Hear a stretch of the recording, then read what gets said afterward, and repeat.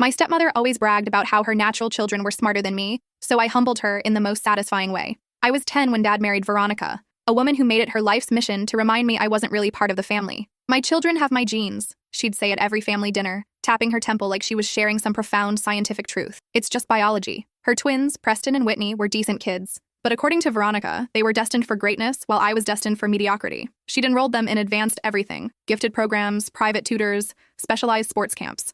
Meanwhile, she convinced Dad I'd do better at the regular public school. "We don't want to set unrealistic expectations," she explained, while cutting my academic enrichment budget to fund Preston's robotics team. "Some children just aren't built for pressure." By 8th grade, the comparisons became suffocating. "Preston won the science fair again," she'd announce at dinner, beaming. "Whitney made all-state orchestra. What did you do today?" I'd mumble something about a B+ on my English essay. "That's nice," she'd say with that pitying smile. "At least you're trying your best." Dad would squeeze my hand under the table but never challenged her. He'd chosen peace over protecting me. The breaking point came junior year. I'd secretly applied to the state's most competitive STEM program, a summer intensive that accepted only 50 students statewide. When the acceptance letter arrived, I hid it in my room. Veronica found it while organizing my space. That night at dinner, she waved it around like evidence of a crime. "This is embarrassing," she said. "You'll be competing against kids like Preston and Whitney. You'll fail publicly." Something inside me snapped. "I got in on merit," I said quietly. "The same way they would." She laughed. Actually laughed. "Sweetheart, they don't need programs like this. They already have private opportunities. This is for kids who need extra help."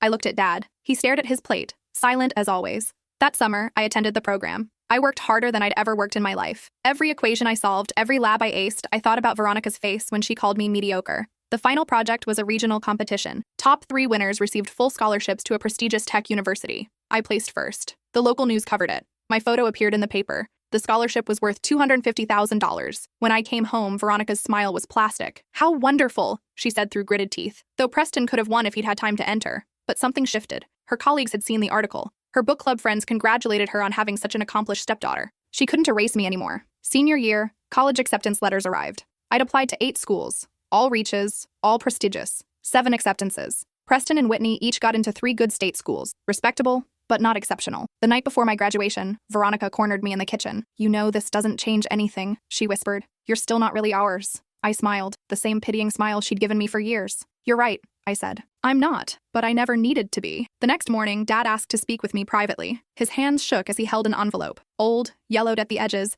like it had been hidden for years. "I need to tell you something about your mother," he said, his voice breaking. "About who she really was. Veronica doesn't know. No one does. But you deserve the truth before you leave." He opened the envelope and pulled out a photograph I'd never seen before. My heart stopped. The woman staring back at me wore a lab coat. Behind her stood a wall of awards and patents. "Your mother," Dad whispered, tears streaming down his face, "founded the very program you just conquered." I couldn't breathe. The photograph trembled in my hands. My mother, the woman I barely remembered, whose memory Veronica had systematically erased from our home, stood confident and brilliant in that lab coat. Her eyes, the same shade as mine, held an intelligence I'd only seen reflected in my own mirror when I solved impossible equations. "What?" The word came out strangled. Dad's shoulders shook as 15 years of buried truth finally surfaced. "Dr. Catherine Rivera," he said. "Your mother was one of the most brilliant minds in computational biology. She developed half the curriculum you just completed. The program directors never told you because I asked them not to." He pulled out more documents. Patents with her name, published papers in journals I'd studied from, letters of recommendation she'd written for students who'd gone on to change the world.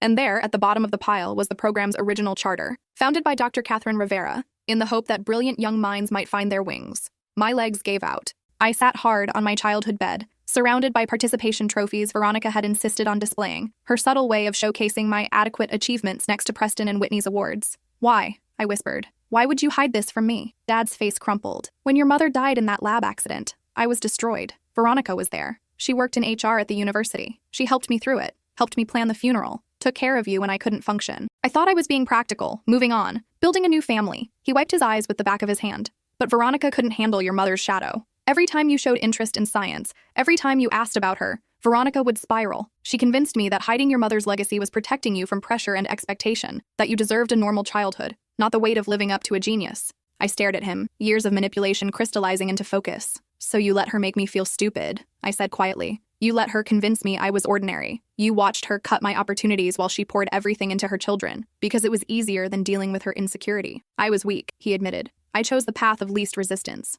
I told myself you were resilient enough to overcome it, that you'd be fine. But watching you win that competition, seeing you smile for the first time in years, I realized what I'd stolen from you." My hands clenched around the photograph. "Does Veronica know about any of this?" He shook his head. "She knows your mother worked at the university, but she thinks she was just a lab tech. I never corrected her. The bedroom door burst open. Veronica stood there, her face twisted with rage, holding her phone. The university just called, she spat. They want to do a feature on you, about how you're following in your mother's footsteps. They mentioned her name, Dr. Catherine Rivera. Her voice dripped with venom on the title. They want to give you her old lab as a scholarship recipient. They called her a pioneer. I stood slowly, something ancient and powerful uncurling in my chest. She was a pioneer, I said. She founded the program that just offered me a full scholarship. The program you said was for kids who needed extra help. Veronica's laugh was sharp and brittle. Your mother was a fraud. Everyone knew it. She slept her way into that position, published other people's work under her name. The only reason that program exists is because she died before they could fire her and the university didn't want the scandal. Dad's face went white. That's not true. Catherine was— Shut up, Veronica snapped. I worked in that department. I saw the emails, the complaints. She was going to be exposed. I felt something cold settle over me, the same calculating calm I felt when solving complex equations.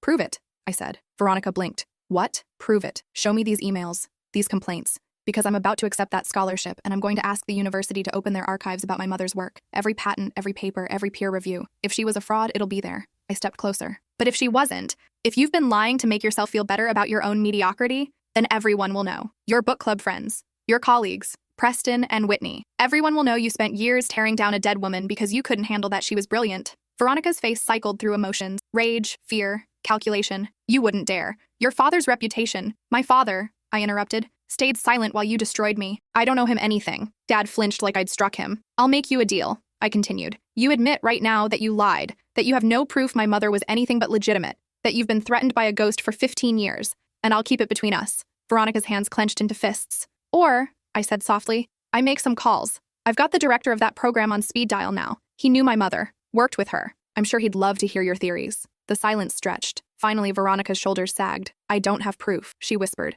I made it up. I couldn't stand that she was everything I wasn't, that you might be like her. The admission hung in the air like poison gas. Dad made a sound like a wounded animal. Get out, he said. Veronica's head snapped up. What? Get out of her room. Get out of this conversation. I need to talk to my daughter alone. For the first time in 8 years, my father chose me. Veronica fled, her footsteps echoing down the hallway. Dad and I stood in the wreckage of too many wasted years. I'm sorry, he said. I'm so sorry. I don't expect forgiveness. But I need you to know. Your mother would be so proud of you. Not because you won, because you stayed brilliant despite everyone trying to convince you otherwise. I looked at the photograph again, at my mother's confident smile. I want all of it, I said. Every document, every photo, every piece of her you hid from me. I want her patents framed. I want her publications on the bookshelf. I want her to exist in this house again. Yes, Dad said immediately. Anything. And I want Veronica gone. He closed his eyes. I know, she will be. Not eventually. Now. Tonight. Tomorrow at the latest. Because if she's still here when I come home from graduation, I'm leaving and never coming back. Dad nodded, tears streaming down his face. I'll take care of it. I walked past him, photograph clutched to my chest, and found Preston and Whitney sitting on the stairs. They'd heard everything. Is it true? Whitney asked, her voice small. About your mom? Yes. Preston looked sick. Our mom lied to us. She told us that you weren't as smart because— I know what she told you, I said. They exchanged glances. We're sorry, Whitney said. We should have questioned it. Should have wondered why you always seemed to understand things faster than us, even when you weren't in advanced classes. You were kids, I said. So was I. We all were. Can we— Preston started, then stopped. Can we still be family, even after everything? I looked at them, really looked. They were just kids who'd been raised by a woman who weaponized their achievements, who'd been taught their worth came from being better than someone else. That depends, I said, on whether you want a sister, or if you want what your mother wanted, competitors. Sister, Whitney said immediately. We want a sister. Preston nodded. Then yeah, I said, we can be family. Graduation came the next morning. I walked across that stage with 7 acceptance letters in my bag and my mother's photograph in my pocket. Veronica wasn't there. Dad had taken her to a hotel the night before, helped her pack, and told her the marriage was over. She'd screamed, threatened lawyers, promised to take everything, but Dad had documentation. Years of her financial manipulation, cutting my education budget while maximizing her children's. The emails where she'd explicitly told teachers I was less capable. Her own words in writing, undermining me at every turn. She'd signed the divorce papers by noon. The university's feature about me ran 3 weeks later. It covered my mother's legacy, my scholarship, and my plans for the future. They'd found colleagues of hers who shared stories. Her brilliance, her kindness, her vision for making STEM accessible to all talented students, regardless of background. One professor was quoted, Catherine believed that genius appears in unexpected places if we're willing to look. She built this program to find those hidden brilliant minds. It's poetic that her own daughter embodied everything she believed in. Veronica's book club friends sent flowers with apologetic notes. Her former colleagues from the university sent emails asking if the things they'd heard about her treatment of me were true. Her world, built on the appearance of perfection and genetic superiority, collapsed. Preston called me the night the article published. Mom's staying with Aunt Cecilia, he said. She's furious about the article, says you made her look like a monster.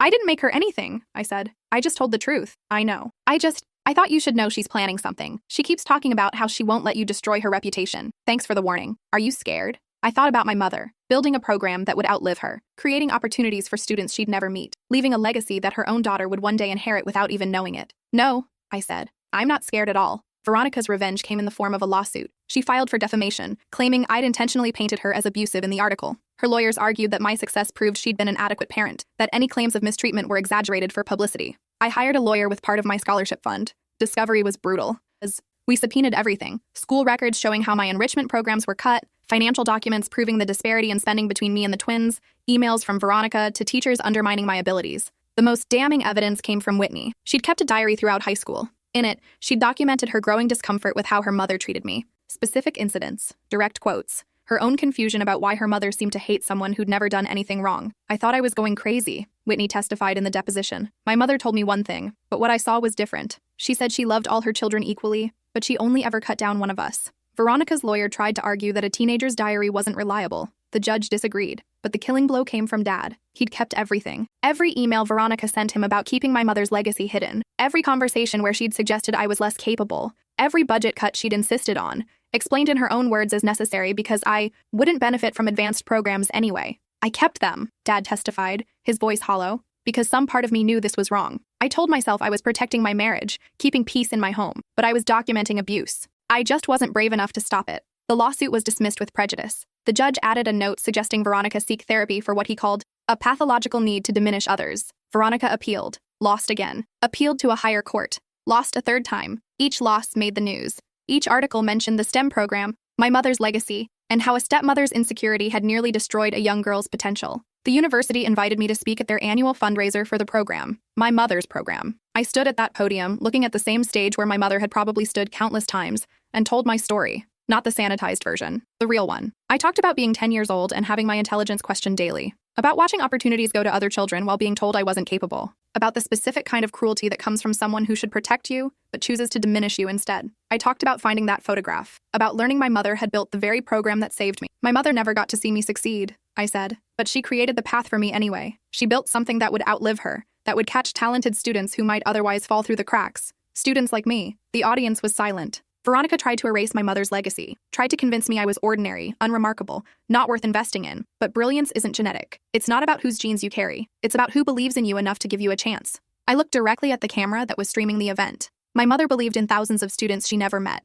Veronica believed in genetic superiority and keeping up appearances. One of them changed the world. The other just made herself irrelevant. The applause started slowly, then built until it shook the auditorium. Afterward, a woman approached me. She was older, with kind eyes and silver hair. I was your mother's lab partner, she said. I've been waiting 15 years to tell you this. She handed me a letter, sealed in protective plastic. Catherine gave this to me a week before she died, made me promise to give it to you when you were ready. She didn't know she'd die so soon, but she knew Veronica resented her, knew that if anything happened, your stepmother might try to erase her. My hands shook as I took it. She saw you, the woman said, even at 4 years old. She saw how your mind worked, how you understood patterns and problems. She knew you'd be brilliant, and she knew the world would try to convince you otherwise. I waited until I was alone to open it. My dearest girl, if you're reading this, I'm gone. I hope I was wrong about the timing. I hope I'm just being paranoid, giving you this letter when you're already grown, and we can laugh about my dramatic tendencies over dinner. But if I'm right, if I'm truly gone, I need you to know something. You are not ordinary. You are not average. You are not less than anyone. The world will try to convince you otherwise. It will find 1,000 subtle ways to diminish your light. People will mistake your kindness for weakness, your thoughtfulness for slowness, your deliberate approach for inability. Do not believe them. I've watched you solve puzzles that stump children twice your age. I've seen you understand complex concepts the first time they're explained. I've witnessed the exact moment when something clicks in your mind. Your eyes get this focus, this intensity, like you can see through to the fundamental truth of things. You have my mind, sweetheart. And that mind is capable of extraordinary things. I've built something for you, for students like you, a program that finds brilliant minds in unexpected places, that gives chances to those who might otherwise be overlooked, that judges potential, not pedigree. If I'm gone, your father will be devastated. He'll make choices from a place of grief and fear. He might choose comfort over truth, peace over advocacy. Forgive him. He loves you, even when he's weak. Someone in his life might resent what you represent, might feel threatened by your potential, by my memory, by the simple fact that you exist as proof that brilliance comes in forms they don't recognize. Do not let them diminish you. Every time someone tells you that you're not capable, that you're not smart enough, that you're not worthy of investment, remember this letter. Remember that your mother saw your brilliance at 4 years old, that she built bridges for you before you even knew you'd need them. You are Catherine Rivera's daughter.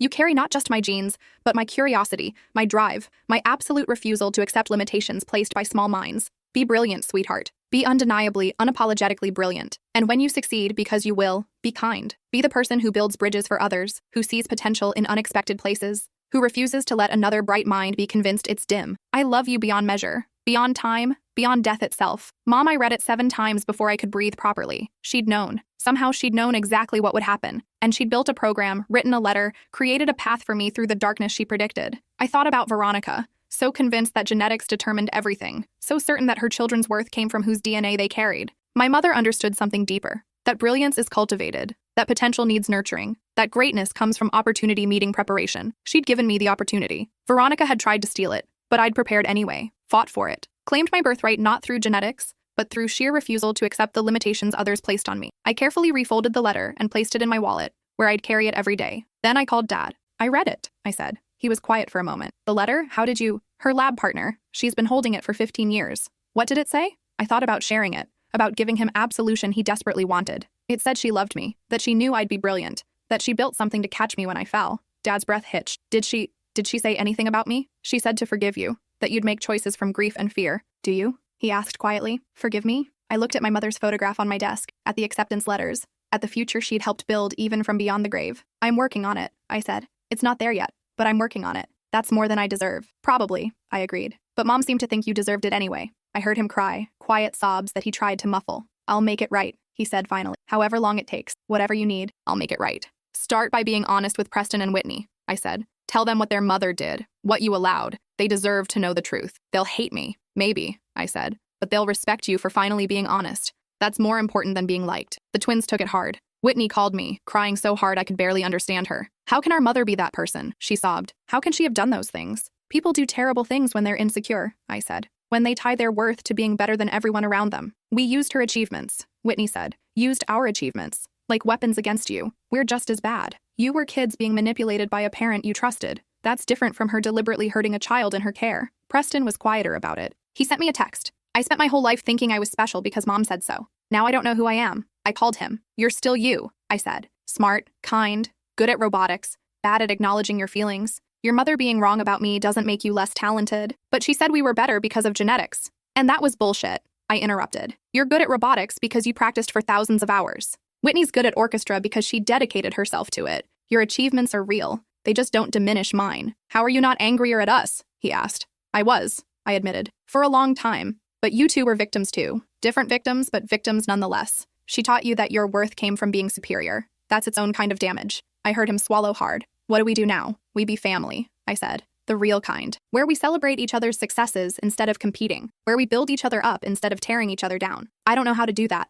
Neither do I said. We'll figure it out together. The first semester of college, I took my mother's old lab space. It had been converted into a study room, but the university offered to restore it for me. I declined. Keep it as a study space, I said, for students in the program. My mother would want it used, not preserved like a museum, but I did accept their offer to name the program's annual achievement award after her, the Catherine Rivera Award for Academic Excellence. The first recipient was a quiet girl from a tiny rural school. She reminded me of myself, brilliant but overlooked, capable but underestimated. I gave her the award personal. Don't let anyone convince you you're ordinary, I told her. Don't let anyone's insecurity become your limitation. She nodded, tears in her eyes, clutching the plaque like it was made of gold. My mom says I'm lucky to be here, she whispered, that this program is for kids who need help. I froze. It was like looking in a mirror, seeing my own past reflected back. Your mom is wrong, I said firmly. This program is for brilliant minds. You're here because you earned it, because someone saw your potential and believed in it. Never forget that. She smiled through her tears. I thought about Veronica, wherever she was now, about how her poison could have killed my potential if I'd listened, about how many brilliant kids believe the lies told to them by insecure adults. I made a decision then. I'd spend my life doing what my mother did, finding those overlooked brilliant minds, building bridges for them, refusing to let another child be convinced they're ordinary when they're extraordinary. Veronica sued for access to Preston and Whitney once they turned 18. She claimed parental alienation, that Dad and I had poisoned them against her. The twins were asked to testify. Whitney stood in that courtroom and said, "My mother taught me that my worth came from being better than other people. That's not love, that's abuse. I choose not to have that in my life." Preston was more direct. She spent 15 years tearing someone down to make herself feel superior. I don't want a relationship with someone capable of that. The judge didn't even pretend to be sympathetic to Veronica. Your children are adults, he said. They've made their choice. This court will not force a relationship where none is wanted. Veronica left the courtroom screaming about ungrateful children and lies. I watched her go, feeling nothing. Not satisfaction, not vindication. Just nothing. She'd made herself irrelevant. Her children didn't want her. Her reputation was destroyed. Her marriage was over. She'd gotten exactly what she'd tried to give me: isolation, irrelevance, erasure.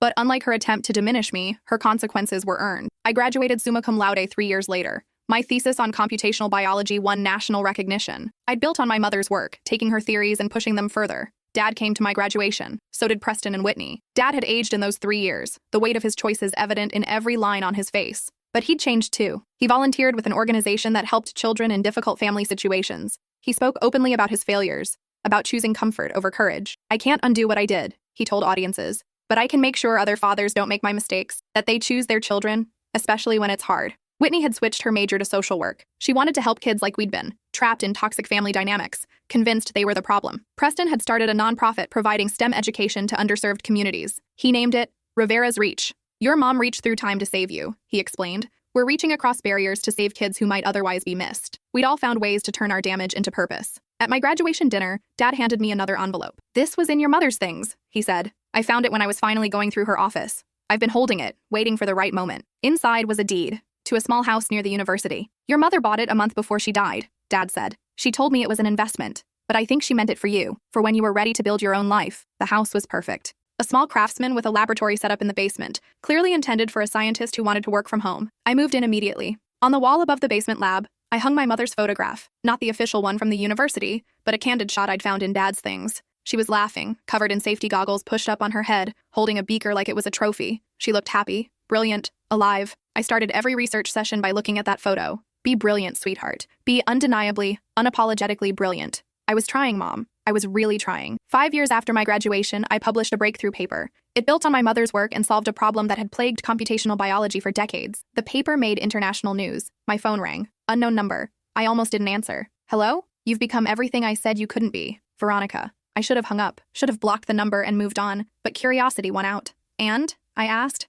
And nothing. I just wanted you to know that I see it. I see what you've accomplished, what you've become. Why are you calling me, Veronica? Silence. Then, I wanted to apologize. For everything. I laughed. Actually laughed. You want forgiveness? I want you to know I was wrong. About you, about your mother, about everything. I let my insecurities destroy my family. I lost my children, my marriage, my reputation. I've spent 5 years in therapy trying to understand why I did what I did. And? I asked. What did you learn? That I was terrified. Your mother was everything I wanted to be. Brilliant, respected, loved. When she died and I married your father, I thought I could replace her. But you existed, living proof that she was real, that she mattered, that she couldn't be erased. Every time you showed intelligence, it reminded everyone that I was the second choice, the replacement. So you tried to destroy me. Yes, her voice broke. And I'm sorry. I know that's not enough. I know it doesn't undo anything, but I need you to hear it. I was wrong. You were never ordinary. You were extraordinary, and I tried to convince everyone otherwise because I couldn't handle it. I looked at my mother's photo. I don't forgive you, I said. I understand. But I also don't think about you anymore.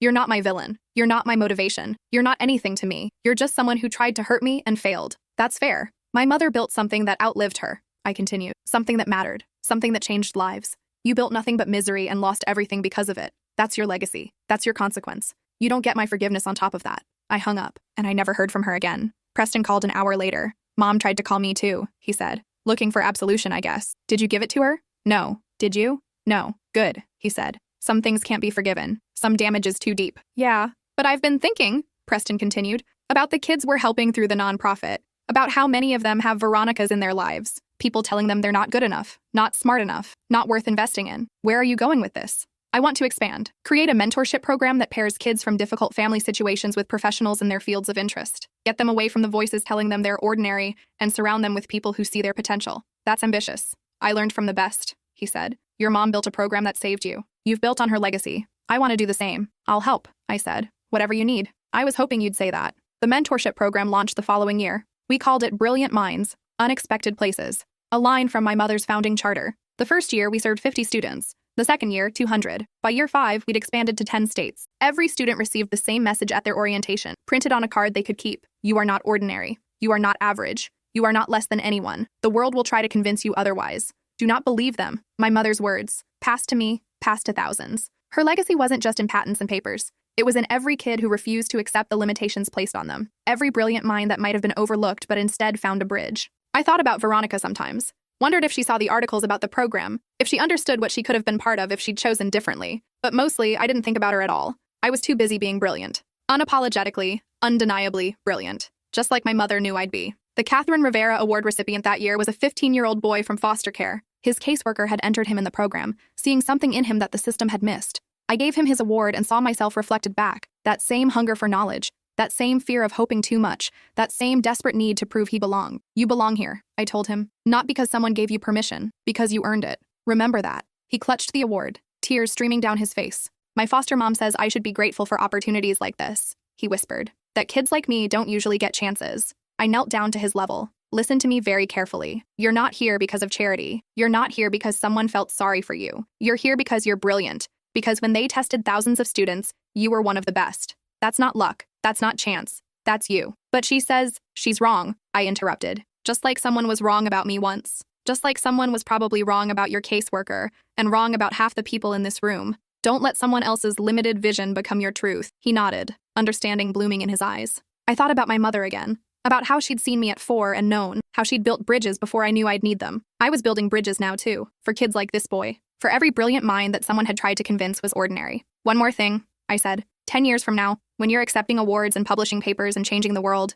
remember this moment. Remember what it felt like to be underestimated. And build bridges for the next kid. He smiled through his tears. I will. And I believed him. Because brilliance recognizes brilliance, even when the world refuses to see it. My mother had seen it in me. I saw it in him, and he'd see it in someone else. That was the real legacy. Not the awards, or the patents, or the papers. It was the refusal to let another brilliant mind be extinguished by someone else's insecurity. It was the absolute determination to build bridges for those who came after. It was the understanding that genius appears in unexpected places, if we're willing to look. My mother had looked and found me. I was looking now, finding others. And they would look, finding the next generation. Veronica had tried to end my mother's legacy. Instead, she'd only made it stronger. Because every time someone tried to diminish me and failed, I became more determined to lift others up. Every time someone questioned my belonging, I made sure 10 other kids knew they belonged. Every time someone suggested I was ordinary, I proved not just that I was extraordinary, but that extraordinary was everywhere, waiting to be acknowledged. I stood at my mother's grave on the anniversary of her death, laying fresh flowers by the headstone.